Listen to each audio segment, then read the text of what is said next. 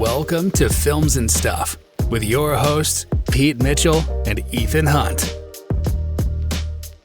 Pete, welcome back to Films and Stuff. How are you? I am great, Ethan. How are you? Oh, I'm super good, and I'm super excited for our long-awaited deep dive into streaming platforms. Is that what we're calling it? It is. We haven't come up with a great name for it yet. Yeah. We're looking at a couple of names, but this is our official first annual, award ceremony for Platform of the Year. We were going to call it the Streamies, but that's already been taken. So we got to come up with another awards name. Speaking of which, listeners, if you've got an idea for a funny awards name, let us know. We're happy to take some feedback. Yeah, I think we need to post a poll on this. Then I was just brainstorming, and maybe not a deep brainstorm, but I was thinking maybe we should call it the Filmies or the Stuffies, or maybe homage to our entertainment hero Tom Cruise and call it the Cruisies. I know that you like Nick Cage, so maybe you want to call it the Cagies. The Nickies. Yeah. So I think we're still open to names, but the point is that there's a lot of commentary about what is the best series or film to watch. And Pete, you and I love getting our hands dirty and rolling up our sleeves to talk about that. But it's also time, maybe now that we're still at the beginning of 2023, to look back at the platforms that we all subscribe to and identify, which ones are outperforming, which ones are underperforming, hint, hint, HBO, which are good value for money, and, just kind of look at these a little bit more holistically, right? Yeah, I think that's really, really important. You have to look at this more on a macro level where the micro is fun. We've been doing it all year long, but really it comes down to the macro. The streaming platform and the streaming landscape has changed so dramatically, not just in the last year, but in the last couple of years. I thought that it would be a good idea to kind of set the stage for everyone as to these are the different platforms that we had access to in the last year. This is what they all cost currently. And of course, there are a few caveats. So before we go into that, just remember caveats. The rumors right now are that Disney, which currently owns 70% of Hulu, is considering spinning Hulu off and selling it entirely because Disney is trying to save $5.5 billion in costs. $3 billion of that is in content. And Bob Iger is open to the idea of getting rid of Hulu, which I thought would be crazy to do. Then simultaneously, we know that HBO Max or HBO and more importantly, their parent company, Warner Brothers, merged with Discovery last year. And this year in 2023, they're going to start the physical merger of assets. So at some point, HBO Max is going to merge with Discovery Plus. And I don't know if that means there's a rebrand, but we definitely have already seen that definitely means that content is going to go away. Right. And so some content has disappeared already. Some content has been spun off. So like, for example, last week's assignment I had was The Never. I couldn't find it on HBO Max anywhere. I found out today that The Never has been sold or will now be exclusively appearing on a streaming platform called Tubi. Called what? Exactly. To be honest, that's ridiculous. It's really silly because what you're doing is you're artificially diluting the number of platforms that you have available to the streamers or to individual subscribers. And I'm telling you right here, right now, on Films and Stuff, I am not subscribing to Tubi. I've never heard of it. I don't know anything about it. And I'm not going to go with a brand I've never heard of and pay another, whatever it is, $5 a month, $10 a month. $2 a month. That's not the point. It's just, it's becoming too much. The market is already saturated. I don't want to go into that. So there's that. And then, of course, finally, the other last major thing is that Paramount is merging Paramount Plus with Showtime this year. All right. So we think we believe that there's going to be a merger of streaming platforms again.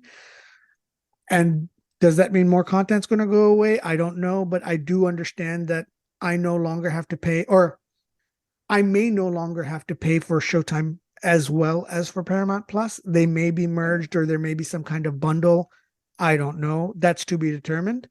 Yeah. But yes, this is the shifting sands of the streaming platform. So we're going to tell you where we stand today on platform costs. And then we're going to break down what we think was the best platform based on what we saw last year. And of course, past performance doesn't indicate future performance, but in this case, it's the best that we can do. Oh, no forward-looking statements. Yeah. I like it. Let's set the scene, Pete. Okay. When we talk about the streaming platforms, in my head, I really think of 6. Okay. And I'll tell you the 6. I guess I could do this in alphabetical order. Let's try. Amazon, Apple, Disney, Hulu, HBO, Netflix. Am I missing anything from the big 6? Yes, I would add Paramount Plus. Now, so it's really 7. Paramount / Showtime. There's really 7 big ones, we think. Yeah, I think they've made some real strides in the last year to become considered one of the bigger players on the streaming front. Yeah, and arguably, if we're really going to dive into that, Hulu and Disney are technically the same thing. I mean, they don't have the same content, but Hulu is owned by Disney. That's true. Yep. And there's a package where you can get Disney Plus and Hulu and ESPN and. Yep. But I'll count those as 2 separate platforms. And HBO obviously is somehow related to Discovery. I have no idea what's on Discovery except for like maybe Animal Planet and like other stuff.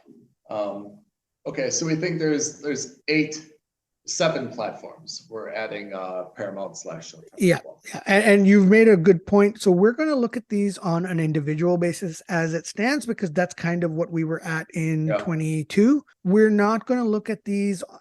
We're not going to look at any of the bundles. We're not going to look at any of the special offers. Because, for example, Apple had a promotion. I don't know if it's still running, but you could theoretically buy an Apple device and get a year's worth of Apple TV Plus or 3 months worth of Apple TV Plus or whatever for free. We're not going to look at any of those bundles. We're going to leave that to you, the listener, to kind of figure out on your own, because bundles vary not just by platform, but also by region.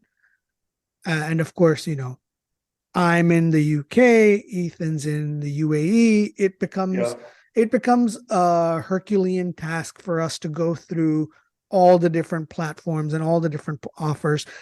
For example, Disney Plus also is a majority owner of Hotstar, where Hotstar isn't even on this list. But if you look at the number of subscribers, because it's one of the most popular streaming platforms in India, automatically would elevate it to maybe being the most important. But because we don't get access to Hotstar, we're not going to count that. You know what other variable makes it more complicated? What's that? That a number of platforms have different prices based on whether there are advertisements. Yeah. I took note of that. I've took note of that for us anyway. So for the 7 major ones, I've got the different tiers as well. So that's good. Which is another variable to make things more complicated. Okay. Yeah. And we didn't mention it, although it is equally important. Even though we talk about 7 platforms, I would consider the 8th major platform, which isn't really a platform, but we're going to call it a platform, cinema. Yeah, because a lot of these streamers also show movies. And of course, the biggest competitor to watching a movie at home is watching a movie in the cinema. So we'll talk about that as well. Fair enough. So shall we start with Amazon Prime? So Amazon Prime Again, I'm going to caveat this by saying that these are, where possible, UK numbers because they're the most appropriate. Yeah. I'm not giving UAE numbers because I couldn't get fixed numbers, and I'm certainly not giving USA numbers or even EU numbers because, again, those are region specific. But you'll get a good idea. So Amazon Prime runs at $8.99 a month or £95 a year if you take the annual package. And for students, it's $4.49 a month or £48 a year. And that's for Prime Video. But again, it's bundled with Amazon Prime. So if you get Amazon Prime, you get Prime Video. If you take Prime Video, you get Amazon Prime. So you get a little bit of value add with Amazon on that basis. Yeah, I think there's two, as you mentioned, the pricing is very different region by region because the prices you mentioned in British pounds are substantially more expensive than the UAE. Yeah. However, the UAE doesn't have the entire amount of content, I think, that the UK does. And in the US, I think the pricing is somewhere in the middle.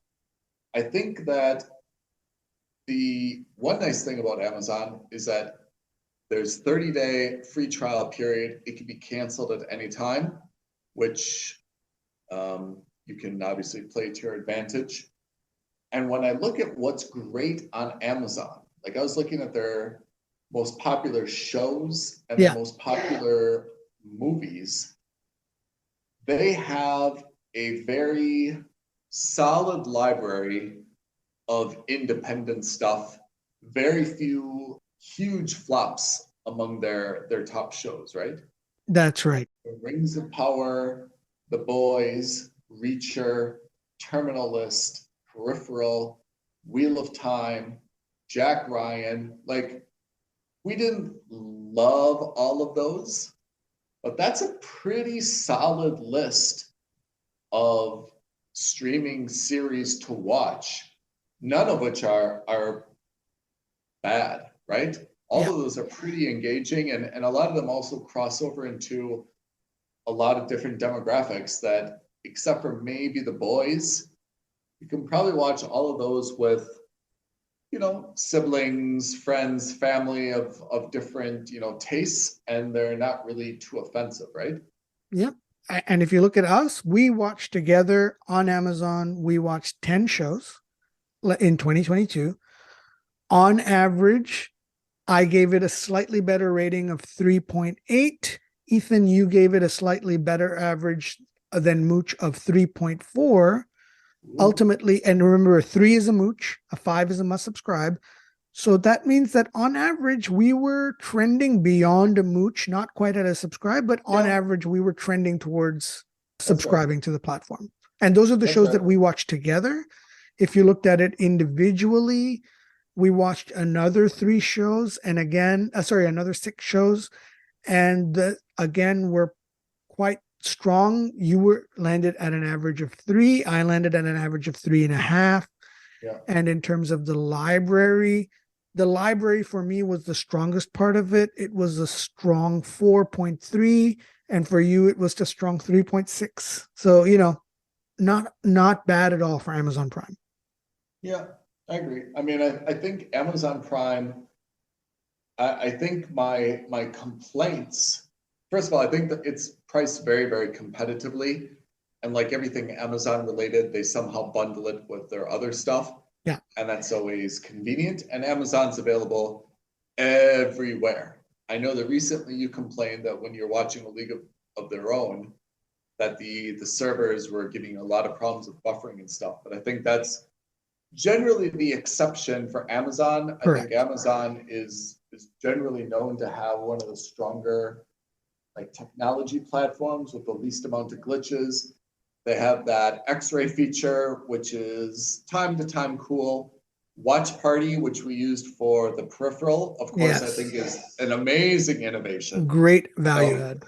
In fact, I wish there were more great things on Amazon so we could have more watch parties, because that was super fun for us and our viewers. My only probably criticism of Amazon is that they don't have a terribly deep roster. I mean, I listed Rings of Power, Boys, Reacher, Terminalist, Peripheral, Wheel of Time, Jack Ryan. That's 7, okay. But that's still like one a month, right? I mean, if you binge something in a weekend, which is not outside the realm of possibility, they made some big splashes with their stuff, but then that I guess their roster gets very thin very, very quickly.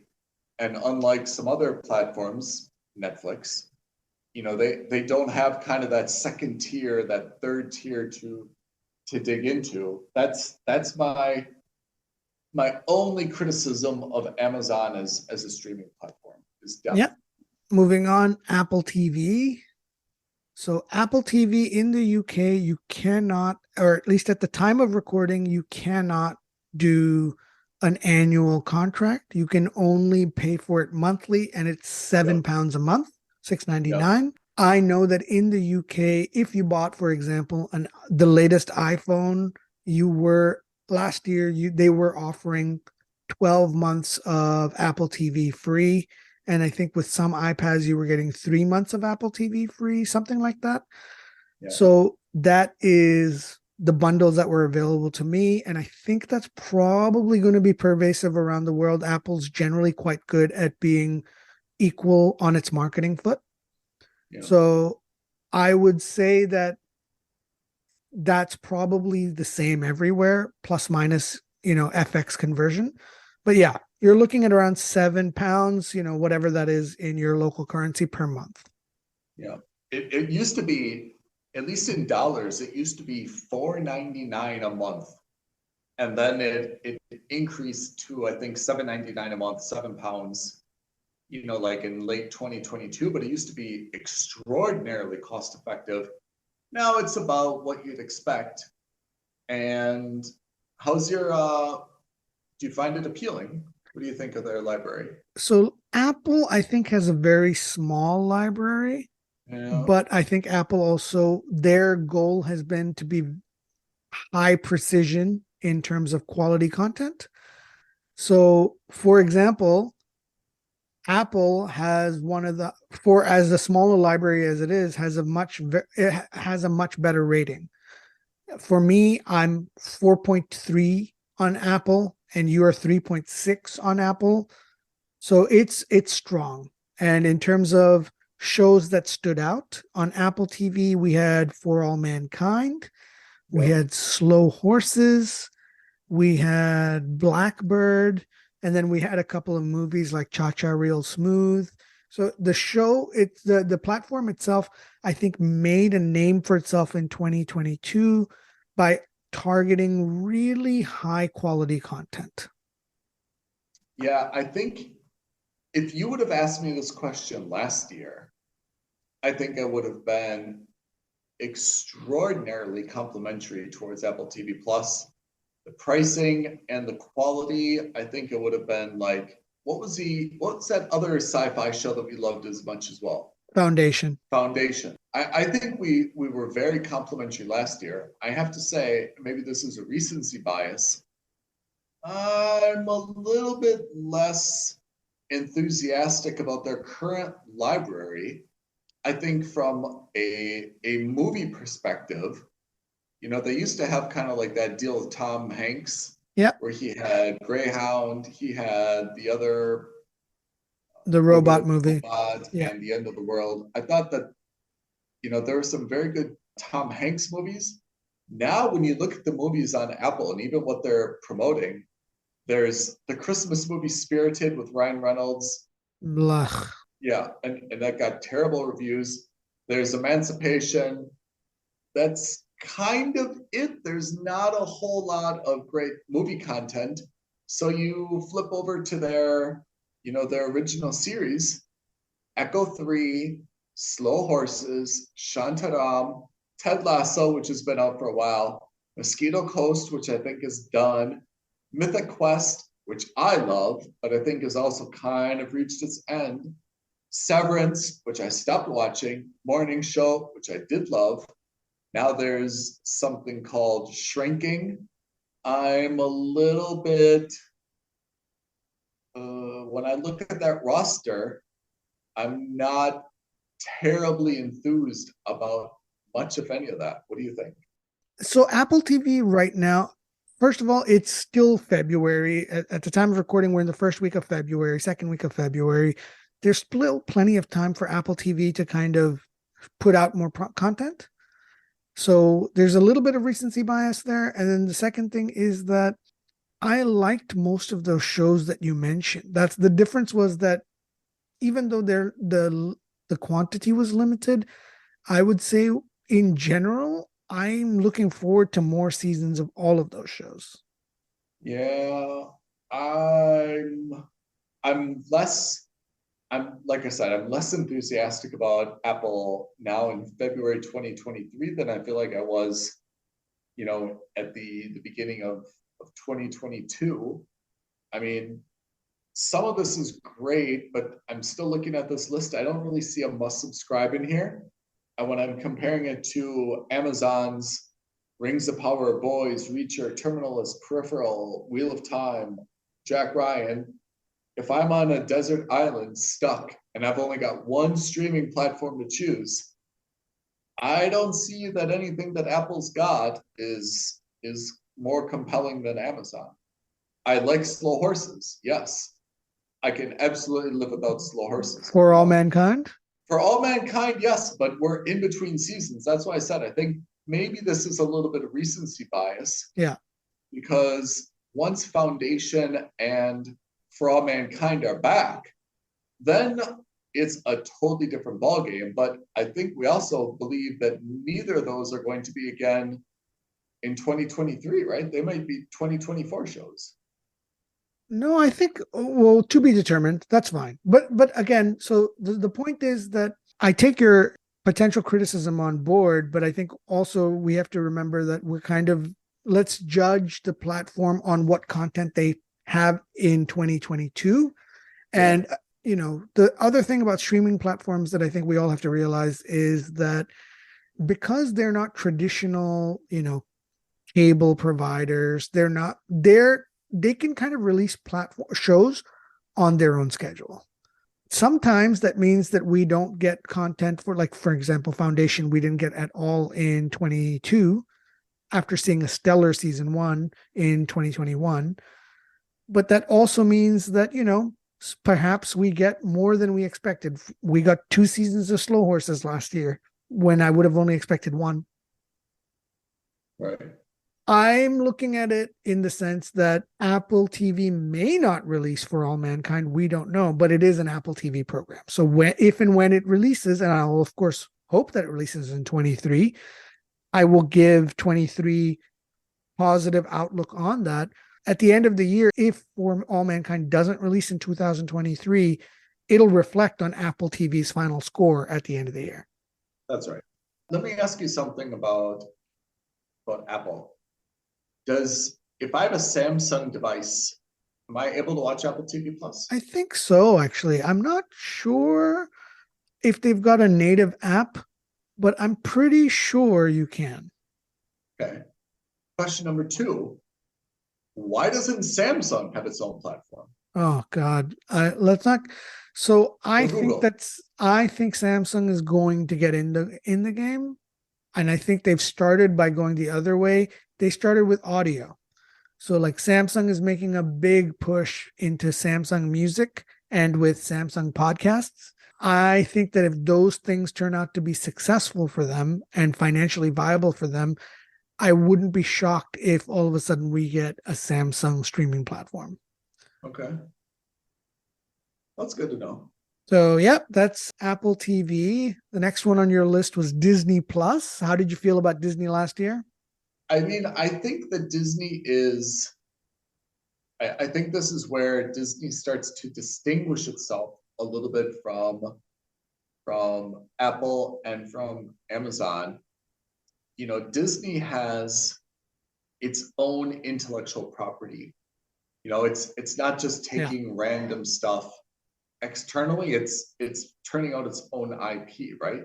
Yeah. So to the extent that you like MCU, which is Avengers, Doctor Strange, Eternals, Thor, to the extent that you like Avatar, to the extent that you like Star Wars, Mandalorian, Boba Fett, then I think that Disney is very, very compelling. I'm looking at like their TV shows and Moon Knight as well. I guess that's MCU. Mm-hmm. So to the extent that you're really passionate about those things, I think Disney is absolutely critical for you to subscribe to. If you're not really into MCU, or you've already seen all that MCU in the cinema, right? This is where you said like the eighth competitor comes into place. Like you and I have seen all that in the cinema, right? We've seen Avengers Endgame. We've seen Doctor Strange, Multiverse of Madness. We've seen Thor, Love and Thunder. Are we interested in watching those again on Disney? For me, the answer is no, right? I agree with you 100%. Disney actually, of all the platforms that I would have expected to do really well, Disney underperformed the most. And in fact, if you look at it, for both of us, Disney was a solid mooch. It was exactly at 3 over the 7 shows that we watched together. Yeah. And that is actually a damning indictment because most of those shows, in fact, all of those shows were either MCU or Star Wars. Yeah. And with the exception of Andor, there were no unified must subscribes on Disney Plus, which says to me that except for Andor, if I hadn't watched any of those Disney shows, I wouldn't have really missed out on anything in terms of entertainment. I'm not talking about, oh, well, you would have missed out a few puzzle pieces on the MCU. Yes.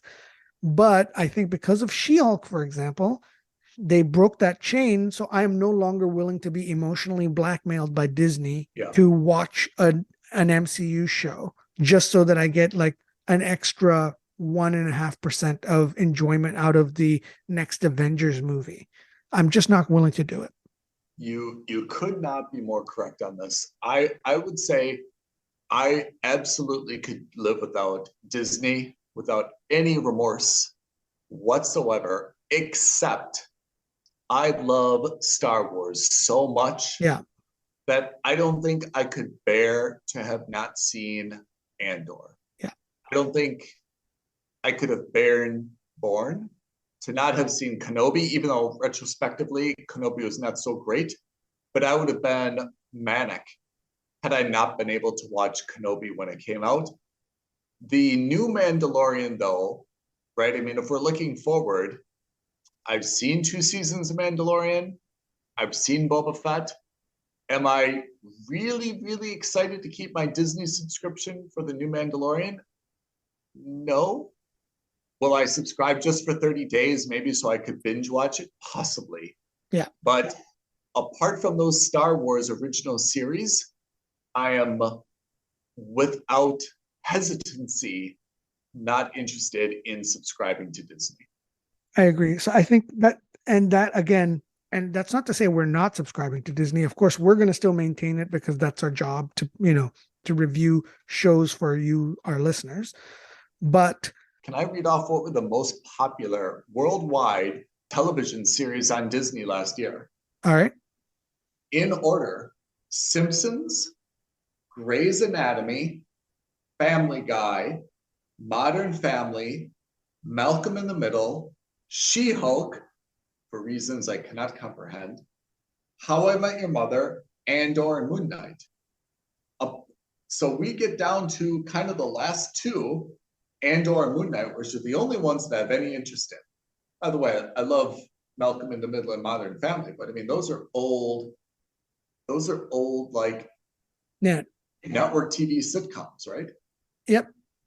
And on the cinema side, yes, they've got MCU stuff, but that's it. So I have to say, Disney for me is really struggling to come up with anything interesting, and they need a lot more Andors and Moon Knights, I think, to justify this.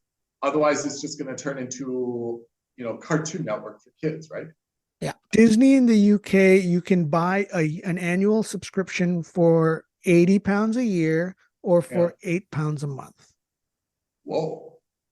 That's way cheap. By the way, that's way cheaper in the UK than the US. In the US, it's, forget the 99 cents. It's $14, $13.99 per month. And if you do it for a year, you get 2 months free. It's $140 a year. So it's okay, maybe not dramatically, but it's way more expensive in the US than it is in the UK. Yeah. So the numbers I'm giving you are the cheapest tiers. I don't know what the maximum tiers are. So I don't know if there are tiers, but I'm just giving you the numbers that are if you're desperate for Disney Plus, you don't have that much money, the least it'll cost you is £8 a month. Yeah. I do not find value in Disney. Well, at least in 22. Yeah. So moving swiftly on, HBO Max. Let's start with the pricing first. Thank you, Pete. HBO Max was interesting. For the first half of the year in the UK or thereabouts, something like that, and this applies also to Paramount Plus, HBO Max wasn't available officially in the UK. HBO Max has 2 tiers. So I'm giving you dollar figures. When I put these numbers, I couldn't find the British figures for some reason. It's $14.99 to $15 a month for no ads. Yep. And otherwise it's $10 a month if you also don't mind watching a few ads. So same like the UK. HBO is not available in the Emirates, and it is possible to access it with a VPN. Yeah.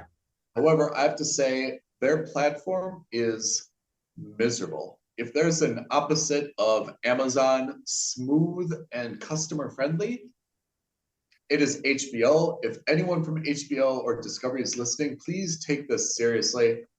I actually had a US account and I tried to renew it for days, and it was just not allowing me to renew my subscription. I even had my brother log in for me in the US just to make sure it wasn't a VPN issue. He wasn't able to renew. It just wasn't accepting a credit card, which is like the most fundamental thing. Fundamental one functionality that should work on your website. Even if you give bad customer service, at least take my money, right? Yeah. My brother tried to renew his membership or subscription, also is having the same problems for days. Like every day after work, he'd log in, try to do it. Credit card was not going through. Finally, he said like after a week, he was, able to do it. But I mean, it's just appalling to me that, to be honest, I shouldn't even have tried a second time. I tried once to give you money, you're not going to take it. Well, forget it. I'll go somewhere else. But I'm really, really negative on the HBO website experience. However, yeah, I must say the HBO library is actually pretty decent. That's almost the counter. It's the exact opposite. Is you actually have to put up with their crap customer service because fundamentally it is one of the best libraries that we've seen that we reviewed last year. The Batman, Dune, Fantastic Beasts, King Richard, Matrix Resurrections, Elvis, Father of the Bride, blah. Those are, unlike Disney, which is MCU. HBO is has a pretty good diversity of major blockbuster films. If you did not see them in the cinema, and how much is a cinema? If you don't feel like going to the cinema, the driving, the parking, the popcorn, the blah, and you wanted to wait for the Batman to come out and you're on HBO, it's actually not a bad value. We all know about how much we loved House of the Dragon, Euphoria, they've got Handmaid's Tale, just like that, The Staircase. I mean, HBO has a pretty decent library. So I'm going to caveat everything that Ethan just said by saying that when you look at our reviews, we're also only looking at the TV shows. We count cinema releases separately. True. So if you just look at the shows, for example, that we saw, Tokyo Vice, House of the Dragon, Industry, The Tourist, and Winning Time, 5 out of our 7 shows that we watched on HBO Max were must subscribes. It's insane. The quality was insane.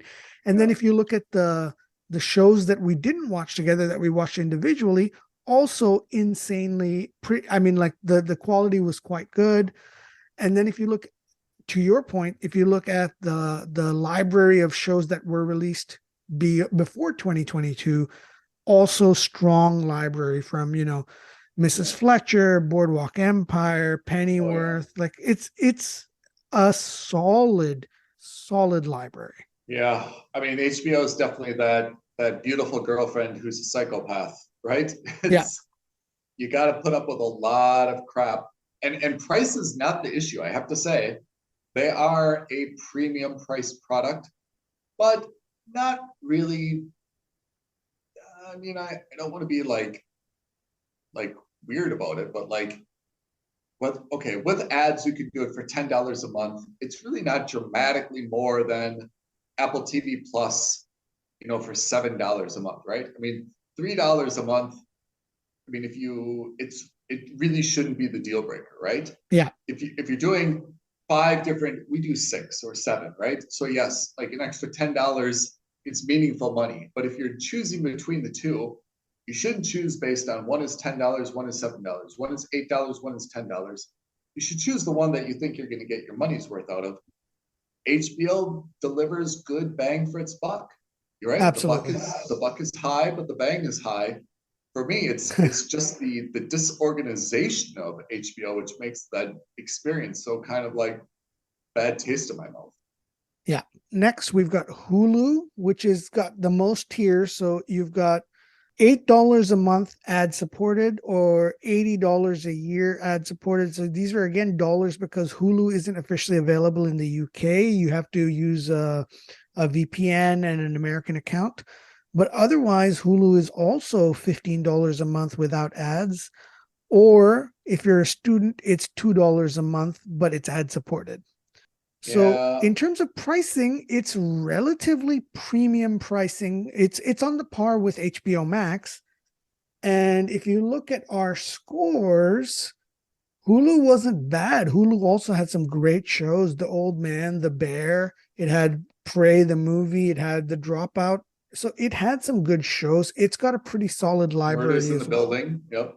Yeah, it's got a pretty solid library. So it's not bad, but it's just, this is why this is important, is because you can now start to put things together like, well, if I'm paying $15 a month for Hulu or $15 a month for HBO Max and I only have to choose one, I would probably suggest HBO Max over Hulu. That's purely based on the fact that, for Ethan, Hulu was a 4. For me, it was a 4.5. Whereas, so on average, it was like just over 4, whereas on average, HBO Max was much closer to a must subscribe. Right. And in terms of library, the Hulu library is slightly less, let's say, voluminous than the HBO library is. I hear you on that. I think Hulu, which used to be this plucky little upstart independent, I was kind of happy paying that premium pricing for it because it did have good content, although, not really, really dramatically deep. My mental issue now is that this is owned by Disney, and I'm not sure why I should bundle Hulu and Disney together with all the complexity that brings. Why won't Disney just fold it in, charge a little bit more, and I get access to the entire library? But when I look at what they've got, it may be that they cannot, like the Spider-Mans, which are half MCU, half Sony, as you know, Venom, are all on Hulu. Ghostbusters is on Hulu. So maybe they're not able to fold it in specifically, but it just really rubs me the wrong way that I know that Disney is Hulu, but somehow I'm paying essentially twice to Disney for, content that is within their overall portfolio or their overall catalog. Right. But I agree with you. Hulu is actually not a bad value. Everything they've turned out has been pretty solid and well thought out.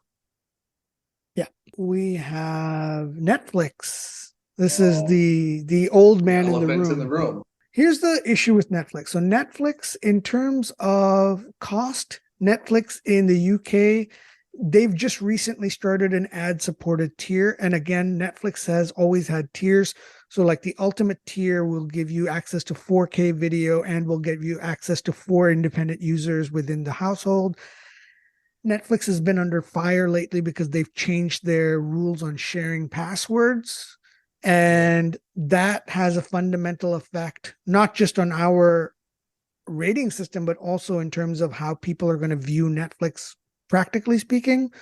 But, we'll cross that bridge when we get there. At the moment, the cheapest way to get Netflix is £7 a month. I mean, for me, Netflix is fast food. It is cost effective. It is filling. Yeah. It may not be a lot of quality. It may not be healthy for you, but it will stuff you, and it won't be expensive to stuff you. And I guess that's kind of where I come out, which is if you're only going to subscribe to one and you're a super user, like you're watching something every day, every night, you want to binge something every weekend, and you just are a consumer of content, either because you like to veg out, it's your hobby, whatever the reason is. Netflix is fast food. It's good value for money. It will always give you something to watch. But the quality, I think, apart from a handful of stuffs, is pretty mediocre at best, Yeah. unless you really are searching for something niche, Yeah. So they've taken the scattergun approach to content, which is, okay, we're the largest streaming platform. We're available in every major geographical region. Yeah. Let's get as much content from as many content creators as we can. We don't really care about the quality. Let's just spend. And if that means overspending, that's fine. Overspend. Let's just get it out there. And the way you can tell that's their philosophy is that in terms of rating, we gave Netflix just an average of 3.45. So it's just barely above a mooch. But more importantly, HBO Max, between Ethan and myself, we watched 17 shows on HBO Max in 2022. I'll be on Netflix. And on Netflix, between you and me, 46. Whoa. Yeah. So almost three That's times good. as many shows on Netflix. And that's just on shows that came out in 2022. That's not including the back catalog. So Pete, there's one other distinction we need to make. I would say Netflix movies, almost all of them, except for possibly the Adam Project, are absolute skips, right? Yes. Don't Look Up, The Gray Man, Man from Toronto, Hustle, all of those are skips. And Netflix has, I mean, maybe a historically bad track record on movies. In terms of their series, so I think if you're only going to watch Netflix movies, forget it. Don't waste your time or your money. If it's about series, we can pull out The Umbrella Academy, Stranger Things, Inventing Anna, I hate to say it, maybe Bridgerton, The Crown. Those are all absolutely very good. But then there's a dramatic, I think, dip after you get away from a few of those big ones to the typical collaterals and shooters and kind of these one word come up with, like typical concept, and it gets pitched and greenlit and made. Apart from a handful of those series, I think everything is pretty tried and true, but I think their movies are particularly repugnant. Yeah. I mean, I wouldn't go so far, but I tend to agree with you. I think What movie would you watch right now? If you had to watch a movie on Netflix, someone came to you and probably not a Netflix exclusive. I'd probably watch something that's on the platform that wasn't made by Netflix, but was probably just, distributed by them. Yeah, but that's all the old stuff, right? Yeah, exactly. Of the new movies, very little entices me to sit and watch in terms of Like movies. if a gang, just a gang, right? burst into your flat and they said, Pete, you got to watch something right now on Netflix. Or A Ethan movie gets it. made by Netflix. You'd be like, I don't know. Yeah, Right? yeah, Do what you're gonna do. it would be a tough time. It would be a tough time. I don't disagree with you. Yeah. That's I think the failure of Netflix, which is their movies, which is shocking considering how much they spend for it. Yeah, but but that gets reflected in its score, and which we'll get to when we talk about movies last year. In terms of just the TV shows and so forth, I mean, so again, the caveat is for Netflix and for all of these platforms, if they released a movie, we also that wasn't in the cinemas but was just in the streaming platform, we counted it as a movie, but we also counted it as a show for the platform because that's the intent. If it at any point came out in the cinema, we didn't count it as just a cinematic release. That's right. So that's Netflix. And then finally, the other last major platform that we have is Paramount Plus. And Paramount Plus, up until a couple months ago, was not available in the UK, but it is now, and it is $6.99 a month. So it's on the same par as Apple TV. Yeah. And what are the big shows that we've been watching on Paramount Plus? Yellowstone, what else? No, so again, Paramount Plus did not have Yellowstone because Yellowstone was on Peacock. Oh, that's right. Because they made a deal before Paramount Plus existed. So the bigger shows were probably like The Offer was on Paramount Plus. Yes. Tulsa King was on Paramount Plus. Yes. Halo was on Paramount Plus. Yes. So there was a couple of these. I mean, I'm not saying they were all winners, but there were a couple of shows. Paramount Plus for me is interesting. It has a very small library. It's pretty hit or miss. I think a lot of it has to do with the Yellowstone universe. So they had a couple of spin-offs. They're going to have a few more spin-offs. Yeah.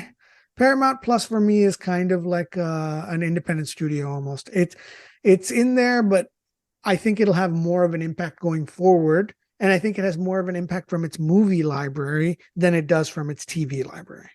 Yeah. I mean, Paramount is a big name and it does have a lot of stuff, right? So yes, it should be, was Paramount the maker of Babylon? Was that Universal? Oh, I think that was the Warner Brothers lot. Yeah.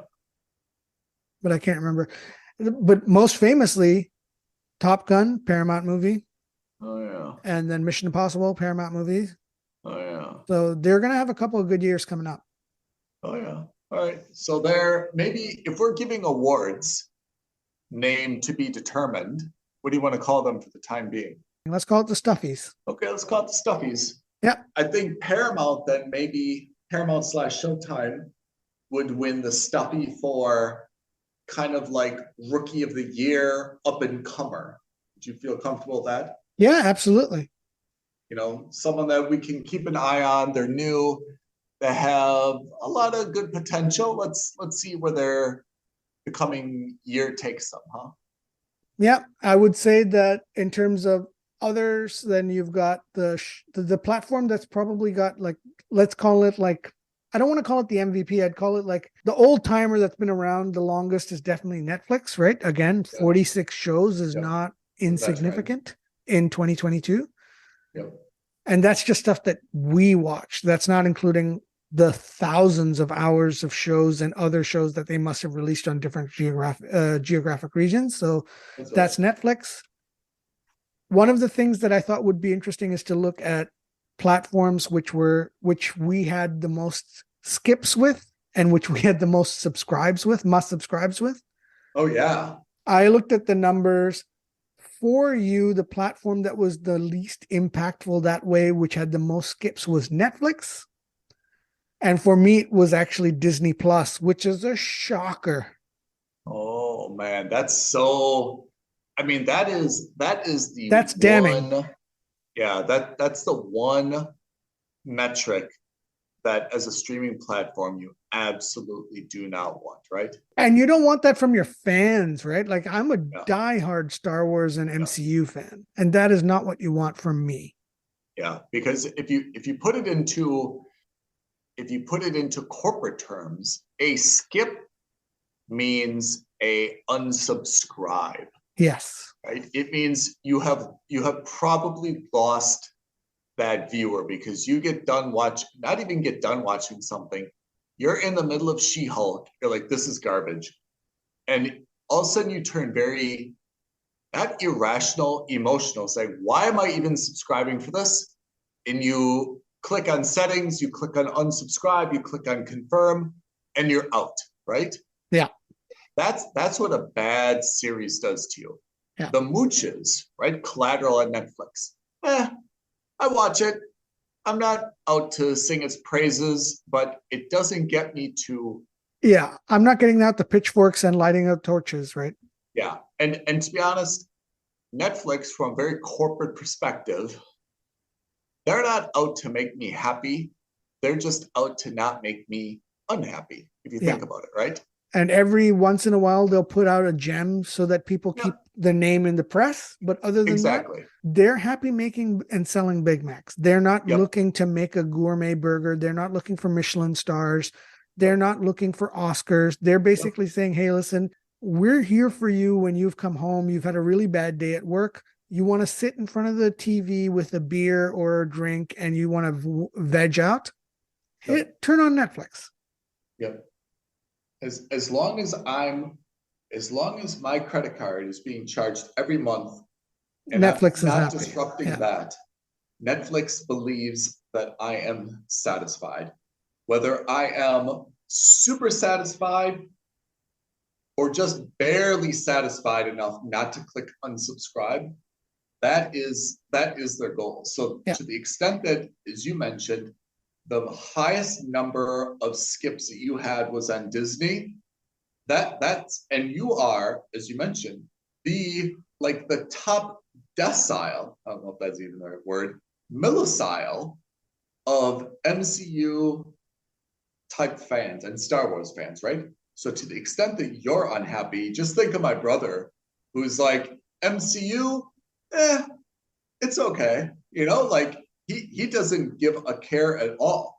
So if you thought She-Hulk was rubbish, he's not even going to be interested enough to even try it or subscribe for it, right?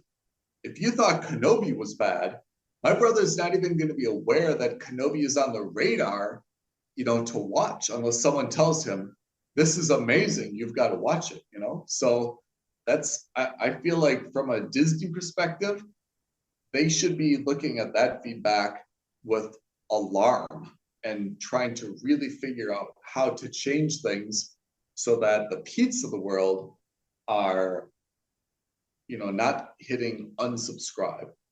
And, you know, this is a trend we're seeing across all the platforms. So HBO is trying to cut $3 billion in cost. Disney is trying to cut $5.5 billion in cost. All of these platforms are facing that reckoning, which is we're not going to have an unending growth stream in revenues.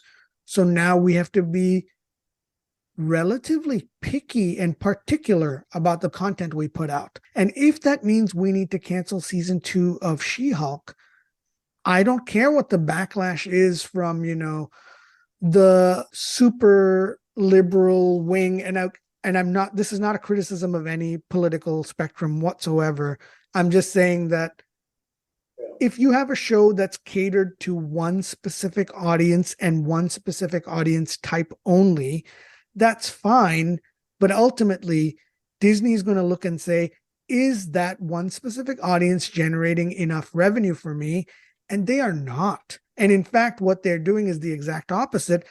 That it's not just not satisfied. It's not just getting enough money from that specific target.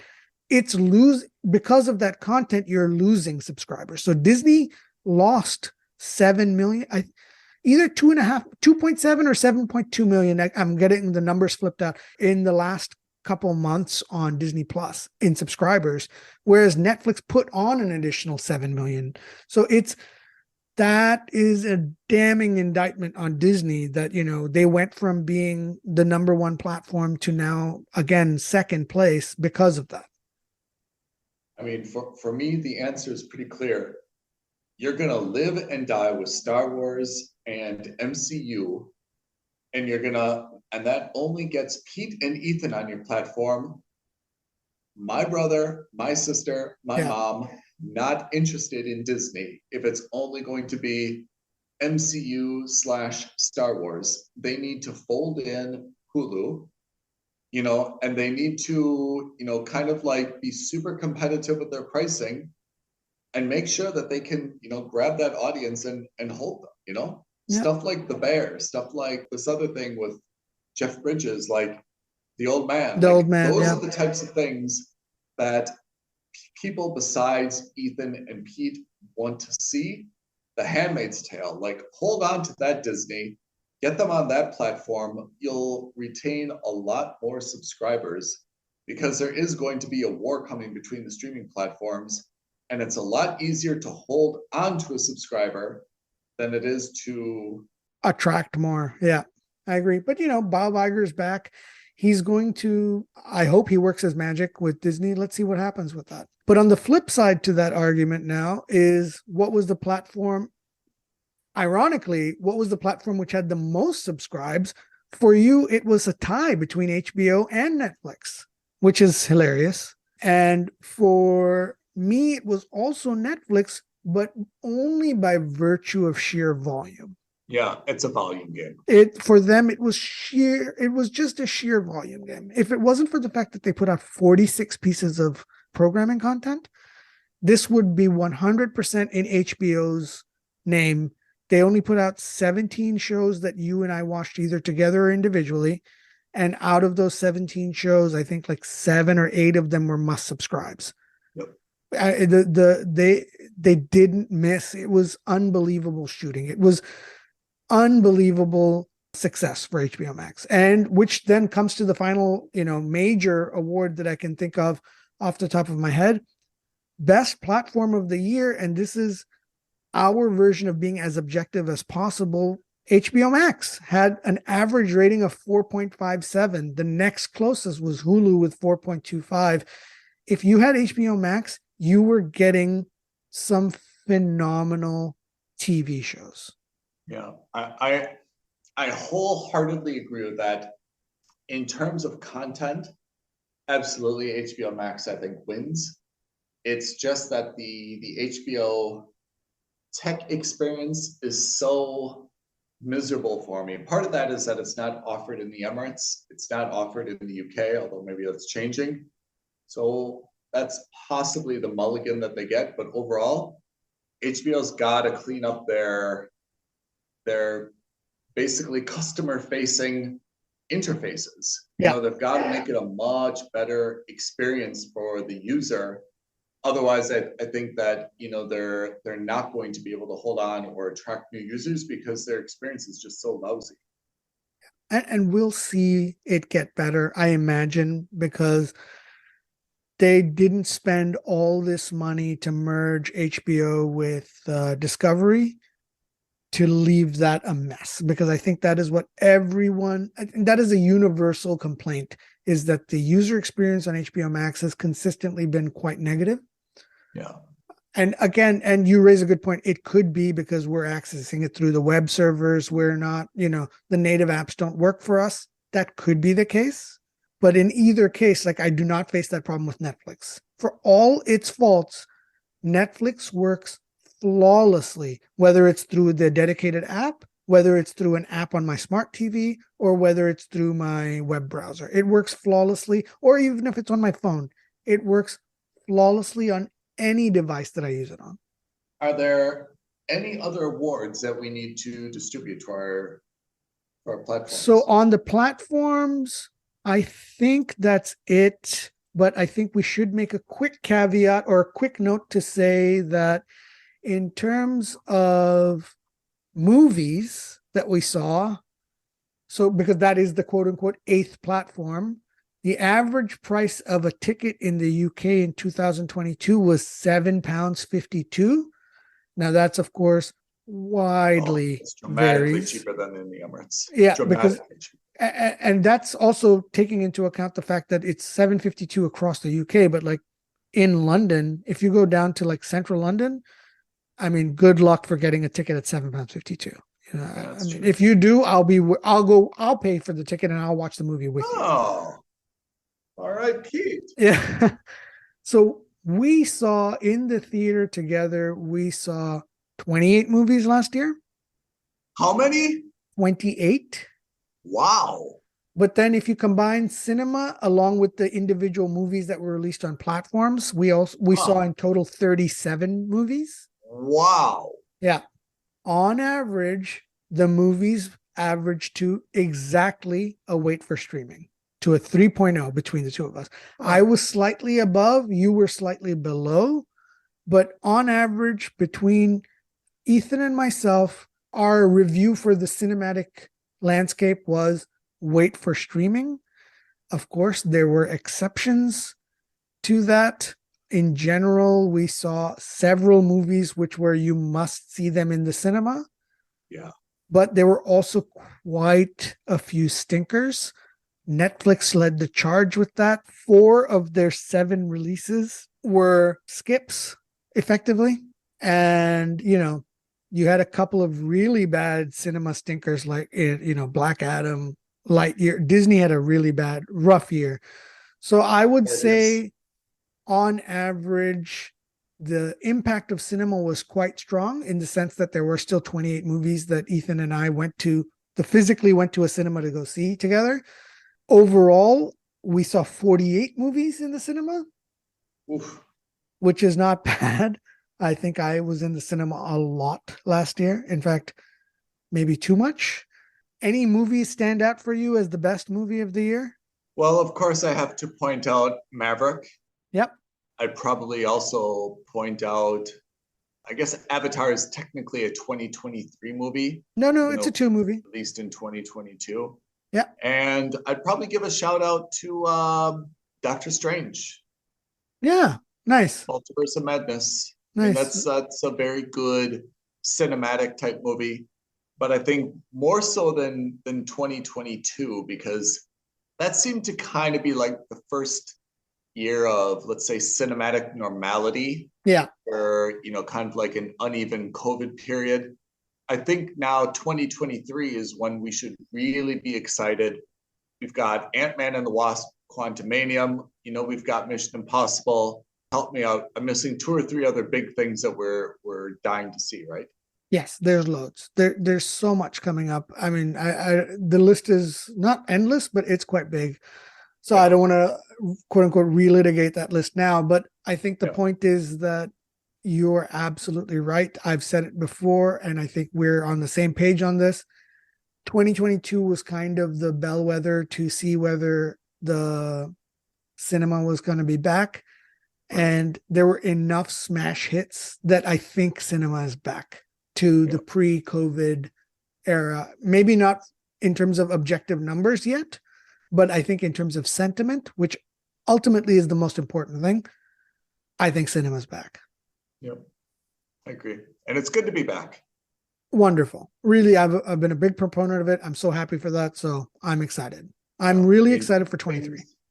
Few things match the magic and the excitement of going to, a proper cinema for a, weekend release of a big movie. I mean, everyone is buzzing. The visual experience, the auditory experience, just the social experience of being around people and listening to them.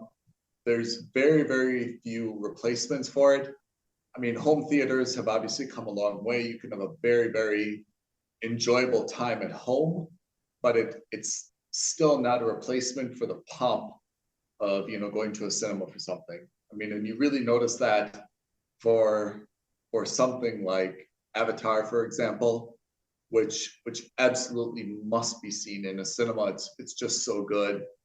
Babylon, you could probably watch it at home and not really miss anything, but it certainly seemed more dramatic, to watch it in a cinema. And it's great to have the cinemas back. I'm really excited about it. Yeah. So there you have it, everyone. That was our 2022 review of streaming platforms. In terms of value, we believe, and this is not monetary value, by the way, that is a decision you have to make on your own. We've given you the idea of what each platform costs or roundabout should cost. But in terms of pure entertainment value, Ethan and I firmly believe that at least in 2022, if you could only have one platform, HBO Max was the one that you should have invested in. This HBO Max. I think it's absolutely, you can see that they've been doing this for a long time. They've really got a commitment to quality. And there's something about that, that team that they're really able to, identify and produce high level content. And it shows in every single thing that we've watched from them. They're not infallible, and from a corporate level, it looks like they're going to undergo a lot of dramatic changes in the coming year. But if they keep the same quality content and continue to roll things out, absolutely, they're a platform that you will not be regretful if you subscribe to it. Agreed. So again, I keep saying this because it's important. Past performance does not indicate that HBO Max will be the best platform in 2023. But based on the fact that we're only 2 months out of 2022, I would suggest that HBO Max has the most going into 2023. Certainly we'll have a House of Dragons season 2 this year. Most certainly we will have sequels like, I believe Tokyo Vice season 2 is coming out this year. Oh, yeah. I'm certain Industry season 3 will be out this year. Winning Time, we know for a fact Winning Time season 3 is coming out. Right. Season 2 is coming out. And then, of course, with what we talked about last week with James Gunn's announcement, we've got a slew of DC shows. Some may come out in 23, but probably most of them will come out in 2024. I can't wait for what's coming up in 2023. Yeah, it's exciting. There's a lot that's on. I think what I've seen in 2023 that's going to excite us. So if you haven't been watching it, Last of Us, earlier in our last episode of Streamer Skip, I had suggested Poker Face as a show to watch. I take that back. I want everyone to stop what they're doing and watch the Last of Us TV show. Can you sell me on it? That's a really interesting statement that you made. And I've heard so much about it. I cannot tell you the plot. Is it worth me watching? I hate zombie shows. I am not a fan of zombies. I'm sick and tired of that trope. I'm done with it. The Last of Us is the best show I've ever seen on TV in a long time. It's that good. Whoa. It is a strong contender for being one of my top 5 shows in the last couple of years. And that includes For All Mankind, Foundation. It's a strong contender for one of the best. It's a video game adaptation. It's based on the video game, The Last of Us, which came out on PlayStation 4. So far, it is a very faithful recreation of that video game. And the things that they've changed for narrative purposes, but the changes have been done so well that you don't care that it's not following the source material 100%. It is the exact opposite of Halo. Oh. Man. All the problems I had with Halo, it's as if HBO and Neil Druckmann and Sony listened and said, oh, let's do exactly the opposite of what the Halo guys did in Paramount, and let's make The Last of Us. And that is exactly what they've done. That is, not only is that huge praise and a big statement and an indictment against Halo, but I have to say, Pete, I'm going to watch it. There's, if you give it that kind of praise. Yeah. And I am not normally a fan of shows that are like creepy and scary. And that's not that this game is creepy or scary, but it's got zombies in it. there's potential. I feel that there's potential for jump scares, although there haven't been any. Yeah. Of course, there's a potential for all of that. But in this case, I'm telling you, it is so good. The third episode in particular was so strong. I think the fifth one got released early yesterday because of the Super Bowl on Sunday. But generally speaking, it's a Sunday release on HBO Max.